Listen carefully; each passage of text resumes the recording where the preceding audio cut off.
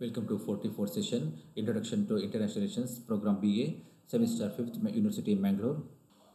Topic Globalization Impact. ಜಾಗತೀಕರಣದ ಒಂದು ಪ್ರಭಾವಗಳು.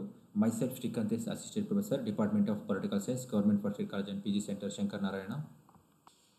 In this session, we will try to understand the impact of globalization.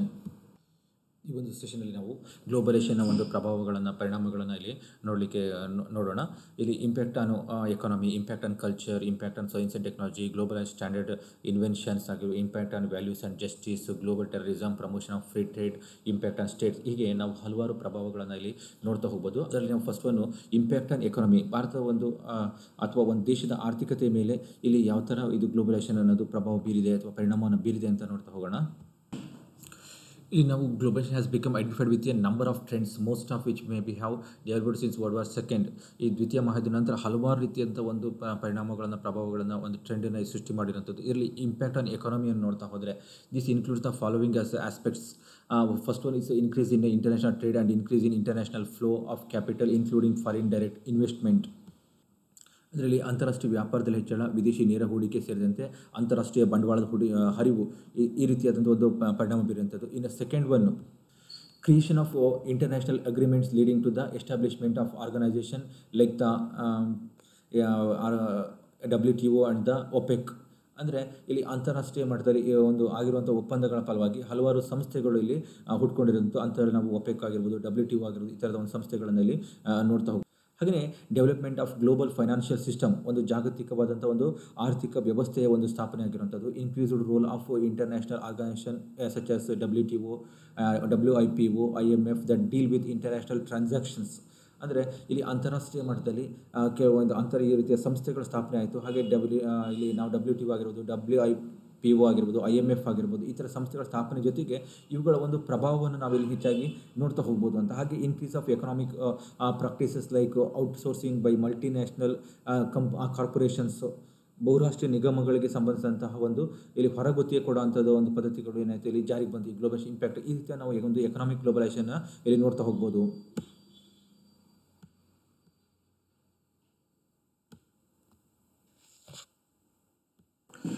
Next ಇಲ್ಲಿ impact on culture ನೋಡ್ತಾ ಹೋದರೆ cultural implication ಯಾವ ಥರ ಆಗಿದೆ ಅಂತಂದರೆ ಇಲ್ಲಿ this aspect of globalisation includes the following greater international cultural exchange.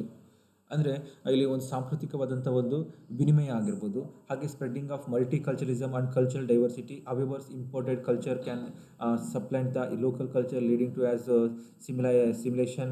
Assimilation. The most prominent form of this is westernisation. ಅಂದರೆ ಇಲ್ಲಿ ಸಾಂಸ್ಕೃತಿಕ ಮತ್ತು ಸಾಂಸ್ಕೃತಿಕ ವೈವಿಧ್ಯಗಳ ಒಂದು ಪ್ರಸಾರ, ಆಮದಾದಂಥ ಸಂಸ್ಕೃತಿಯ ಸ್ಥಳೀಯ ಸಂಸ್ಕೃತಿಯ ಮೇಲೆ ಆಕ್ರಮಣ ನಡೆಸಿ ಇಲ್ಲಿ ತಳವರಬಹುದು ಪಾಶ್ಚಿಮಾತ್ಯಗಳ ಒಂದು ಅತ್ಯಂತ ಪ್ರಮುಖ ರೂಪ ಅಂಥೇಳಿ ಇಲ್ಲಿ ಗುರುತಿಸ್ತಾರೆ. ಹಾಗೆಯೇ greater international travel and tourism, ಅಂದರೆ ಒಂದು ಅಂತಾರಾಷ್ಟ್ರೀಯವಾದಂತಹ ಒಂದು ಇಲ್ಲಿ ಪ್ರವಾಸ ಆಗಿರ್ಬೋದು ಮತ್ತು ಪ್ರವಾಸೋದ್ಯಮಕ್ಕೆ ಸಂಬಂಧಪಟ್ಟಂತೆ ಇಲ್ಲಿ ಒಂದು ಪರಿವರ್ತನೆಗಳಿಗೆ ಪ್ರಭಾವ ಬೀರಿರುವಂಥದ್ದು. ಹಾಗೆಯೇ ಇಲ್ಲಿ ನಾವು greater immigration including illegal immigration, ಅಂದರೆ ಇಲ್ಲಿ ವಲಸೆ, ಅದರಲ್ಲೂ ಏನಂತಂದರೆ ಇಲ್ಲಿ ಇಲ್ಲಿಗಲ್ ಅಂದರೆ ಕಾನೂನು ಬಾಹಿರವಾದಂಥ ವಲಸೆಯನ್ನು ನಾವಿಲ್ಲಿ ನೋಡ್ತಾ ಹೋಗ್ಬೋದು. ಹಾಗೆ spread of local food such as pizza, Chinese, Indian food, Pakistan food to other countries. ಅಂದರೆ ಪ್ರತಿಯೊಂದು ಇಲ್ಲಿ ಲೋಕಲ್ ಆಗಿರುವಂಥ ಅಂದರೆ ಏನು ಸ್ಥಳೀಯವಾಗಿದ್ದಂಥ ಒಂದು ಆಹಾರ ಪದಾರ್ಥಗಳು ಇಲ್ಲಿ ವಿಶ್ವ ಮಟ್ಟದಲ್ಲಿ ಏನಾಯಿತು ಒಂದು ದೇಶಕ್ಕೆ ಅದು ಇಲ್ಲಿ ಪ್ರಸಿದ್ಧಿಯಾಗಿರುವಂಥದ್ದು. ಅವು ಇನ್ನೊಂದು ದೇಶದಲ್ಲಿ ಅದನ್ನು ಇಲ್ಲಿ ಅಳವಡಿಸ್ಕೊಂಡಿರೋ ಫುಡ್ ಸ್ಟೈಲಲ್ಲಿ ಚೇಂಜಸ್ ಆಗಿರುವಂಥದ್ದು. World wide spread of pop culture and increased usage of foreign phrases.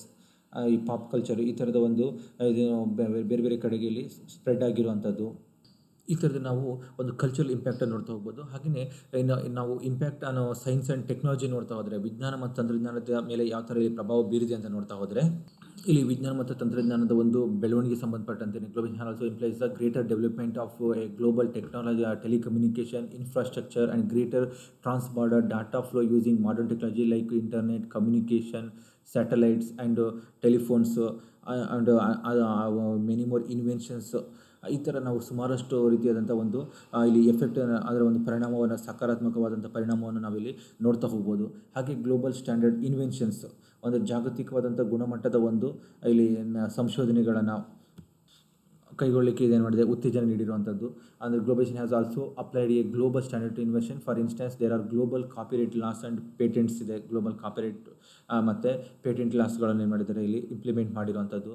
ಹಾಗೆ ಯೂನಿವರ್ಸಲ್ ವ್ಯಾಲ್ಯೂಸ್ ಅಥವಾ impact and values and justice ಸಂಬಂಧಪಟ್ಟಂತೆ ನೋಡ್ತಾ ಹೋದರೆ ಇಲ್ಲಿ ಒಂದು formation and development of a set of universal values is also another feature of globalisation. Many movements have also been pushed which include the establishment of an international criminal court and international justice movement. ಅಂತಾರಾಷ್ಟ್ರೀಯವಾದಂಥ ಒಂದು ಇಲ್ಲಿ criminal court ಆಗಿರ್ಬೋದು ಅಥವಾ ಒಂದು ನ್ಯಾಯಕ್ಕೆ ಸಂಬಂಧಪಟ್ಟ ಹೋರಾಟಗಳು ನಡೆಯೋದಕ್ಕಾಗಿರ್ಬೋದು. ಹೀಗೆ ಏನಾಯಿತು ಇದು ಒಂದು ಇಡೀ ವಿಶ್ವದಾದ್ಯಂತ ಇವೆಲ್ಲ ಸ್ಪ್ರೆಡ್ ಆಗಲಿಕ್ಕೆ ಇದು ಕಾರಣ ಆಗಿರುವಂಥದ್ದು. ಹಾಗೆಯೇ ಗ್ಲೋಬಲ್ ಟೆರರಿಸಮ್ ಸಂಬಂಧಪಟ್ಟ ಟೆರರಿಸಮ್ ಈಗ ಏನಾಗಿದೆ ಒಂದು ಗ್ಲೋಬಲ್ ಟೆರರಿಸಮ್ ಆಗಿ ಪರಿವರ್ತನೆ, ಅಂದರೆ ಯಾವುದೋ ಒಂದು ಪ್ರಾದೇಶಿಕವಾದಂಥ ಸಮಸ್ಯೆ ಆಗಿಲ್ಲ, ಇಡೀ ವಿಶ್ವ ವ್ಯವಸ್ಥೆಯ ಸಮಸ್ಯೆ ಇದೆ. ಇದಕ್ಕೂ ಸಮೇತ ನಾವು ಜಾಗತೀಕರಣದ ಒಂದು ನಂಟನ್ನು ನೋಡ್ತಾ ಹೋಗ್ಬೋದು.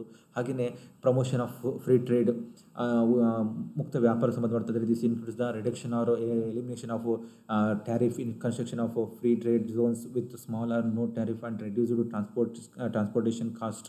It also includes reduction, elimination or harmonisation of subsidies for local business. ಹಾಗೆಯೇ ನಾವಿಲ್ಲಿ intellectual property restriction include harmonisation of intellectual property laws across nations and against to intellectual property restrictions. ಇದರಲ್ಲಿ ತೆರಿಗೆಗಳ ಕಡಿತ ಆಗಿರ್ಬೋದು ಅಥವಾ ನಿರ್ಮೂಲನೆ ಆಗಿರ್ಬೋದು, ಕಡಿಮೆ ತೆರಿಗೆ ಅಥವಾ ತೆರಿಗೆ ಇಲ್ಲದಂಥ ಮುಕ್ತ ವ್ಯಾಪಾರ ವಲಯಗಳ ರಚನೆ, ಸಾರಿಗೆ ವೆಚ್ಚದ ಕಡಿತಗಳು ಇದರಲ್ಲಿ ಸೇರಿಕೊಂಡಿರುತ್ತದೆ. ಹಾಗೆ ಬಂಡವಾಳದ ನಿಯಂತ್ರಣ ಪದ್ಧತಿ ಮತ್ತು ಬಂಡವಾಳದ ಕಡಿತಗಳು ಕೂಡ ಇಲ್ಲಿ ಜಾಗತೀಕರಣ ಸೇರಿಕೊಂಡಿದೆ. ಹಾಗೆ ಸ್ಥಳೀಯ ವ್ಯಾಪಾರಕ್ಕೆ ನೀಡುವಂಥ ಸಹಾಯಧನಗಳು, ಸಬ್ಸಿಡಿಗಳ ಕಡಿತ ಆಗಿರ್ಬೋದು, ವಜಾ ಅಥವಾ ಏಕರೂಪತೆ ಕೂಡ ಅದರಲ್ಲಿ ಸೇರಿದ್ದು. ಬೌದ್ಧಿಕ ಸಂಪತ್ತಿನ ನಿರ್ಬಂಧಗಳಲ್ಲಿ ವಿವಿಧ ರಾಷ್ಟ್ರಗಳಿಂದ ಬೌದ್ಧಿಕ ಸಂಪತ್ತು ಶಾಸನಗಳಲ್ಲಿ ಏಕರೂಪತೆ ಮತ್ತು ಬೌದ್ಧಿಕ ಸಂಪತ್ತು ನಿರ್ಬಂಧಗಳ ಮಾನ್ಯತೆಗಳು ಇದರಲ್ಲಿ ಸೇರಿಕೊಂಡಿರುತ್ತೆ. ಹಾಗೆಯೇ ರಾಜಕೀಯ ತೊಡಕುಗಳು, ಪೊಲಿಟಿಕಲ್ ಇಂಪ್ಲಿಕೇಶನ್ಸ್ ಏನಂತ ನೋಡ್ತಾ ಹೋದರೆ ಸಮರಿಗೆ, ಅಂದರೆ ಒಂದು ರಾಜ್ಯದ ಒಂದು ಸಾರ್ವಭೌಮತ್ವದ ಮೇಲೆ ಇದು ಯಾವ ಥರ ಪ್ರಭಾವ ಬೀರಿದೆ ಗ್ಲೋಬಲೈಸೇಷನ್ ಬಂದ ನಂತರದಲ್ಲಿ ಅಂತ ನೋಡ್ತಾ ಹೋದರೆ, globalisation results in political borders becoming porous with modern technologies which do not recognize geography. Thus it is difficult to hold back ideas either in the political, economic or cultural space ಅಂತ ಹೇಳ್ತಾನೆ. So each country must be prepared to meet the new challenges. Politically, globalization weakens national sovereignty, people's principles and reinterprets democracy to mean capitalist democracy, free market economy and a liberal political system. Globalization has led to the issues of political reforms processes to become independent.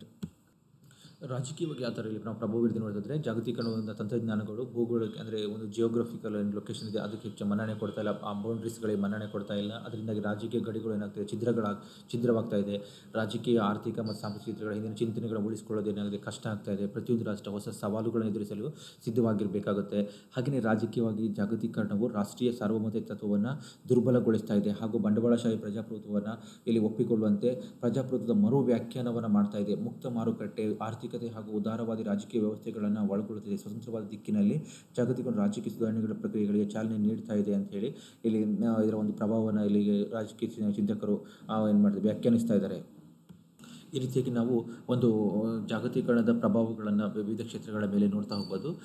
Thank you all. Thanks for watching.